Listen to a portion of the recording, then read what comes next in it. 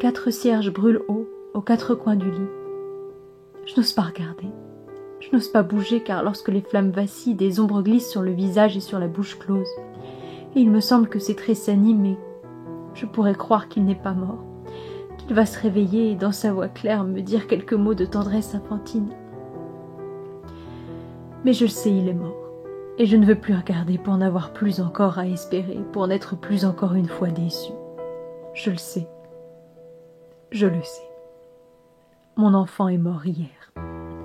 Maintenant, je n'ai plus que toi au monde, que toi qui ne sais rien de moi.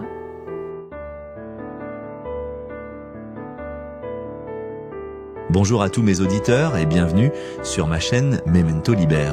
Voici Stefan Zweig, né un 28 novembre 1881 à Vienne en Autriche-Hongrie et mort le 22 février 1942 à Petropolis au Brésil. Il fut un écrivain, un journaliste, mais surtout un grand biographe autrichien. L'œuvre de l'auteur est constituée essentiellement de biographies, mais aussi de romans et de nouvelles, dont celui qui nous intéresse aujourd'hui.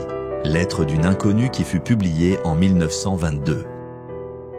Le protagoniste romancier, dont on ne connaît pas le nom, est de retour sur Vienne après avoir passé 3 jours à la montagne. Il consulte l'agenda et se rend compte que c'était l'anniversaire de sa 41e année de vie qui, ma foi, reste pour lui un jour comme un autre. Alors, son domestique lui fait parvenir les lettres qu'il a reçues pendant son absence. Une fois que le thé fut servi, il s'alluma un cigare et ouvra l'enveloppe volumineuse dont il ne reconnaissait pas l'écriture. Sur le haut de la page était écrit « À toi qui jamais ne m'aura connu ».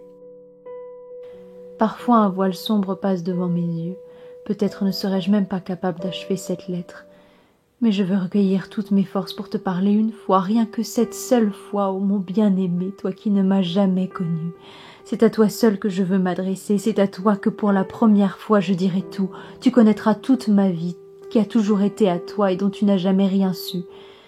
Mais tu ne connaîtras mon secret que lorsque je serai morte, quand tu n'auras plus à me répondre, quand ce qui maintenant fait passer dans mes membres à la fois tant de glace et tant de feu m'aura définitivement emporté. Si je dois survivre, je déchirerai cette lettre et je continuerai à me taire, comme je me suis toujours tue.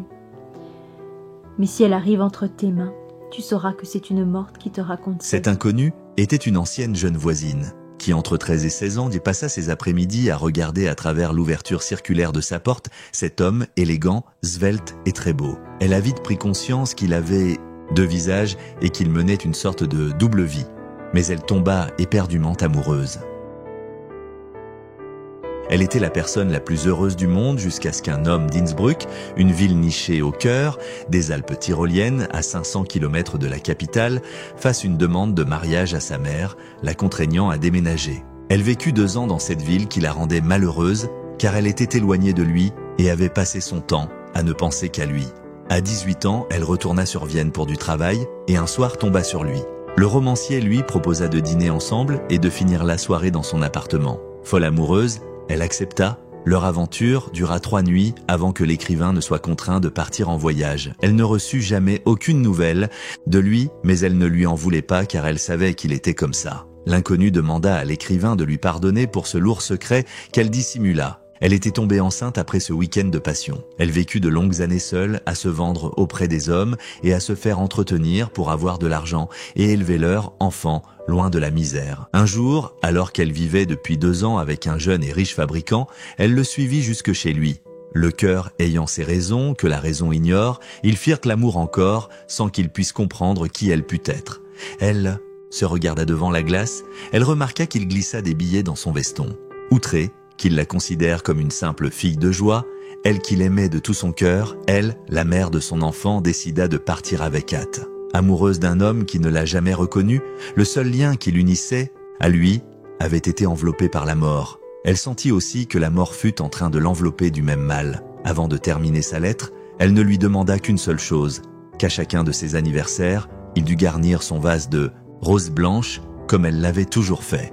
Le romancier essaya de se rappeler, mais pour lui, cette femme amoureuse rencontrée à différentes périodes de sa vie était une femme parmi tant d'autres, même s'il avait souvent rêvé de toutes ces femmes. Il n'arrivait pas à avoir une image concrète de cette inconnue. En regardant le vase de roses blanches, il comprit à cet instant qu'il n'y en aurait plus jamais.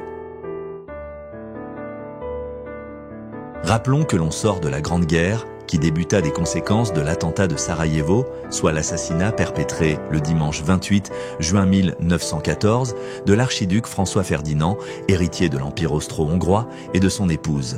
Cette guerre va faire connaître 20 ans de cauchemar à son pays. Zweig était un très bon ami de Freud. Dans cette histoire, cette confession, nous avons un transfert qui s'effectue.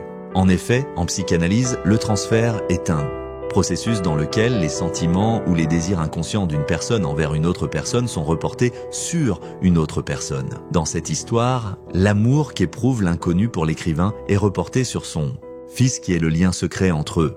Quand il meurt, l'inconnu n'a plus aucune raison de vivre. Voilà pour ce magnifique et court roman signé de main de maître. Alors merci monsieur Stefan Zweig pour ce livre et merci à vous de votre écoute et de votre temps. Quant à moi, je vous dis à bientôt sur ma chaîne et en attendant, prenez soin de vous.